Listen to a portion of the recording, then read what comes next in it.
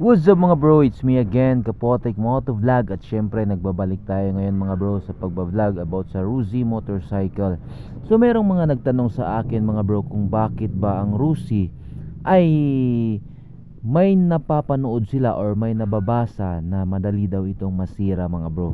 Sa totoo lang mga bro, yung motor na Rusi talaga, no, dahil nga sa Rusi tayo nagtatrabaho dati, sasabihin ko na sa inyo yung totoo kung bakit nga ba may nababasa sila na yung Rusi daw ay madaling masira. So minsan mga bro, totoo din naman dahil nga sa kanilang experience sa mga kapitbahay nila, kakilala. Dahil nung una kasi mga bro, yung Rusi talaga ay mga ilang linggo lang, buwan, meron na talaga siyang issue at babalik sila doon sa pinagkuhanan nila ng motor nila, no? So syempre hindi naman natin sila masisisi kung talagang masasabi nila yon na yung Rusi ay sirain daw dahil nga sa kanilang mga experience or nakikita or nababasa mga bro. Pero sa ngayon mga bro, napakaganda ng quality ng Rusi at napakamura pa. So hindi naman natin talaga masasabi na Rusi lang yung may ganong issue, no. So meron din naman yung ibang mga motorcycle na branded or yung ibang mga China bike mga bro. So meron kasi yung mga hindi natin masasabi na ganong bagay na madali siyang masira or magkakaroon siya ng issue after a week.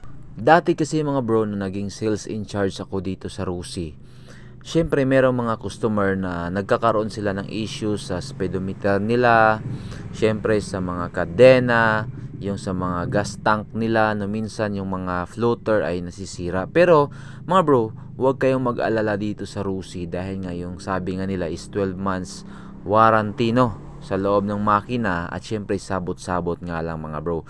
Minsan pa nga yung sinasabi nila na sa loob lang ng makina yung warranty, pero yung mga parts na iba na sa labas, yung mga electrical or yung mga switches, pag nagkaroon nga sila ng issue dyan mga bro, ay pinapalitan niya nila.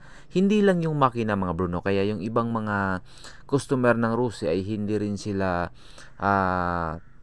talagang nahihirapan sa pagkakaroon ng mga warranty, dahil nga kahit hindi kasama sa warranty mga bro, ay winawarantihan ito ng Rusi. Ganyan kaganda yung Rusi mga bro dahil nga meron silang mga ganyang patakaran na kahit hindi kasama sa warranty ay nawawarantihan nila. Kaya yung mga iba mga bro ay sinasabi nila na sirain daw yung Rusi. Para sa akin mga bro, hindi naman talaga mahirap intindihin, no? So hindi lang naman Rusi, so lahat ng mga branded man o hindi mga bro ay nasisira talaga, depende na yan sa paggagamit. Yung sa akin mga bro, yung motor ko na Rusi ay talagang marami nang dumaan sa akin, no, dahil dati kumukuha kami ng motor tapos binibenta namin pag na medyo nagsawa na kami, tapos kuha na naman kami ulit. Parang ganun ba yung dumaan sa amin.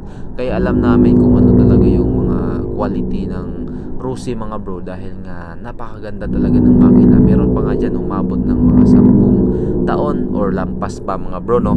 Kaya hindi natin masasabi. Kaya sa mga nag-iisip dyan na yung Rusi ay sirain talaga, mag-isip-isip na kayo at magtanong-tanong kayo sa mga nakaka-experience, lalong-lalo na yung mga old model na Rusi, no. So syempre mga bro, sa mga bago pa lang dyan sa ating YouTube channel, huwag kalimutang mag-subscribe dahil nga nagbabalik na